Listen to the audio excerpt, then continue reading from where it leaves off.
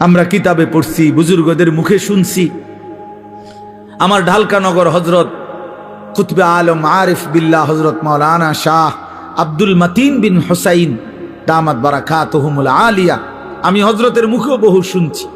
এই ভারতীয় উপমহাদেশে একজন বড় বুজুর্গ ছিলেন, সৈয়দুত তাইফা হাজি এমদাদুল্লাহ মুহাজিরে মক্কি রাহমাতুল্লাহ আলাইহি, জগৎ বিখ্যাত বুজুর্গ ছিলেন, আল্লাহর ওলি ছিলেন। তো উনি যখন মুনাজাত করতেন, আল্লাহর কাছে কিছু চাইতেন, তখন তিনি বলতেন, চায় মাওলা, আপনার কাছে দুনিয়ার কত মানুষ কত কিছু চায়, বাড়ি চায়, গাড়ি চায়, কত প্রয়োজনের কথা আপনার কাছে বলে, আর আমি এমদাদুল্লাহ আপনার কাছে, আপনি আল্লাহকেই চাই, আমার আর কিচ্ছু লাগবে। কুই তুঝসে কুছ और कोई कुछ मांगता है, मैं हो तुझसे या रब तलबगारे तेरा। আল্লাহ কেউ এটা চায়, কেউ ওটা চায়, আমি না আপনার কাছে আপনাকেই চাই, আপনার কাছে আপনাকেই চাই। আপনি আমার হয়ে গেলে আর বাকি থাকলো কি? আপনি আমার না হলে আমি আর পেলাম কি?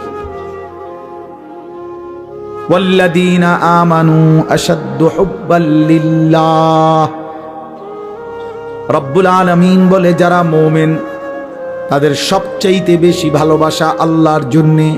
কার জন্যে?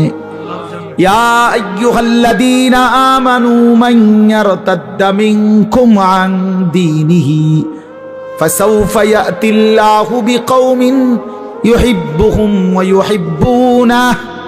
আল্লাহ বলেন, হে ইমানদার মুমিন, মনে রেখো, গোটা পৃথিবী যদি আমি আল্লাহর বিরোধিতা করে, আমি আল্লাহর দিন থেকে যদি মুরতাদ হয়ে যায়, কোনো সমস্যা নাই, আমি তৎক্ষণাৎ নতুন জাতি, নতুন মানুষ আবার তৈরি করব। জমিনে আমি এমন মানুষ সর্বদাই রাখব, এমন একটা দল জমিনে আমার সব সময় থাকবে, ইউহিব্বুহুম ওয়া ইউহিব্বুনা, যারা আমাকে ভালোবাসবে, আমি আল্লাহ যাদেরকে ভালোবাসবো। ভালোবাসার এই আদান প্রদান আমি আল্লাহ জমিনে রাখবই রাখবো। জমিনে আমার বান্দা বলবে, আল্লাহ আমি আপনাকে ভালোবাসি, আর শাজিম থেকে আল্লাহ বলবে, বান্দা আমিও তোকে ভালোবাসি। हम यहाँ से तुम वहां से दोनों जानिब से इशारा हुआ। আমি এখান থেকে, তিনি সেখান থেকে, দুই দিক থেকে ইশারা হয়েছে যে দুইজন দুইজনকে ভালোবাসে। বান্দা তার মালিককে ভালোবাসে, মালিক তার গোলামকে ভালোবাসে। প্রিয় ভাই, আল্লাহ পাকের এক ভালোবাসার, মায়ার, আল্লাহর হওয়ার, নিজেকে আল্লাহর জন্য, আখিরাতের জন্য, নিজের জীবন সুন্দর করার জন্য একটা শ্রেষ্ঠতম মাস আমাদের সামনে হাতছানি দিচ্ছে, আমাদের সামনে ছায়া বিস্তার করছে, গ্রান শোনা যাচ্ছে, সেটাই মাহে রমজান। মাহে রমজান এতটা প্রিয় মাস, আল্লাহ নিজে যেই মাসের নাম আল্লাহ পাক নিজে উল্লেখ করছে, শাহরু রমাদান, এই যে রমজান মাস। আল্লাহ বলেন, এটা আমি বললাম, আমি বললাম শাহরু রমাদান। এজন্য রমজান মাস বছরে কয় মাস উচ্চারিত হয়, এই শব্দটা কনসে, এটাই একটা সহজ হিসাব, বোঝেন কিনা কোন তো বোঝেন নাই কথাটা? এই শব্দ, এটা কোরআন শরীফের শব্দ, শাহরু রমাদান, রমজান মাস। এটা উল্লেখ করছে কে? আল্লাহ। কোথায়? তো এইটা বছরে কয়বার উচ্চারিত হয়? একবার। 24 ঘন্টা উচ্চারিত,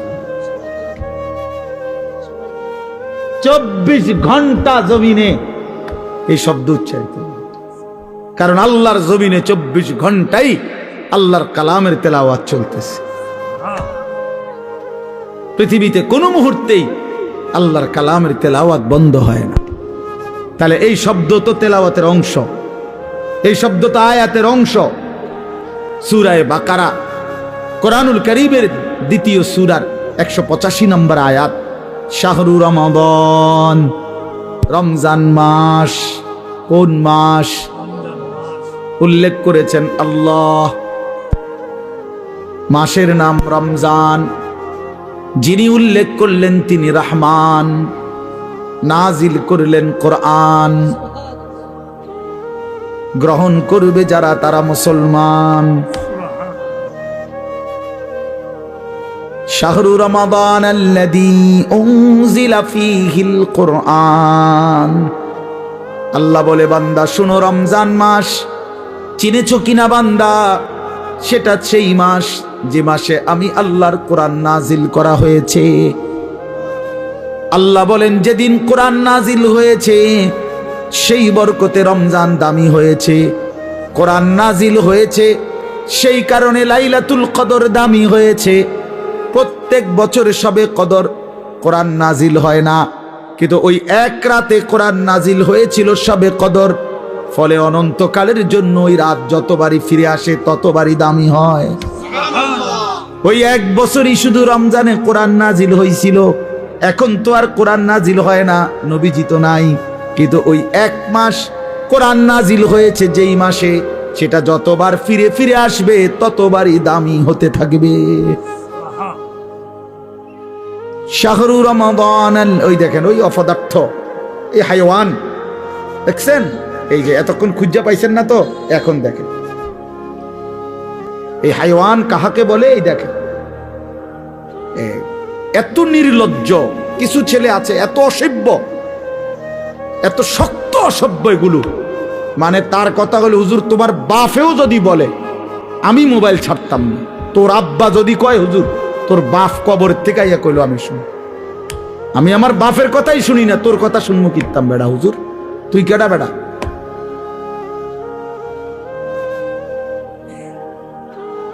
এইসা জানোয়ার, এইসা জিন্দেগি। সিদ্ধান্ত এটা, মানে পৃথিবীতে প্রয়োজনে মরে যাব, হাত পাও খুললেও যদি রাখা দেয় তারপরও মোবাইল ছাড়বো না। প্রয়োজনে বাপ ছেড়ে দেবো, প্রয়োজনে মা ছেড়ে দেব, প্রয়োজনে ধর্ম ছেড়ে দেব, প্রয়োজনে আল্লাহ ছেড়ে দিলাম, প্রয়োজনে জাহান্নামকেই বুকে নিলাম, কিন্তু মোবাইল আমি ছাড়ব।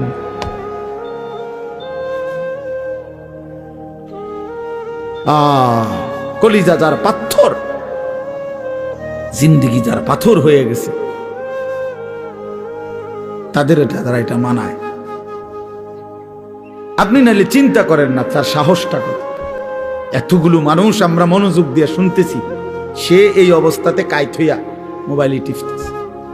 হায় হায় অপদার্থ রে! আমি ছেড়ে দেওয়ার মানুষ না, আমি ছাইরা দই না মানুষ, এটা আমার সিদ্ধান্ত জিন্দেগি। যেদিন কইতে পারি, যেদিন কইতে পারি, মাগার বলে যাব শক্তভাবে, হিসাব আমার। যদি কোনোদিন আর বলতে না পারি, না পারলাম খালাস। আমি জনপ্রিয়তা দিয়া কি করবো? আমি কি ভোটে খারাইছি না তো? আমি কি আমার ভোটা, আমি ভোটা টোয়াই নেই, আমি জনপ্রিয়তা দিয়া করব কি?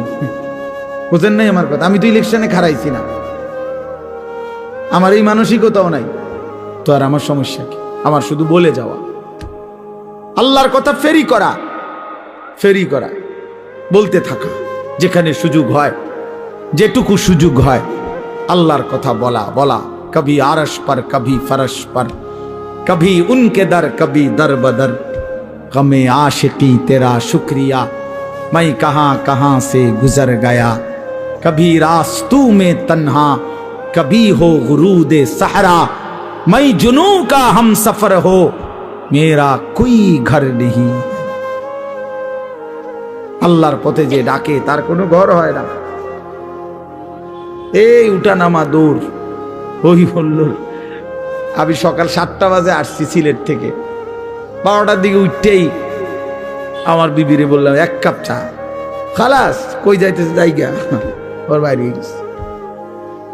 চলো ভাইয়া, জিন্দেগি চলতে থাকে, বিশ্রাম হবে ইনশাআল্লাহ যেদিন কবরে পৌঁছবে সেদিন, আরাম হবে যেদিন জান্নাতে হবে সেদিন।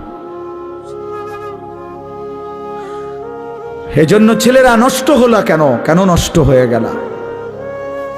তাহলে মাহে রমজান, আল্লাহ আমার কথা শেষ।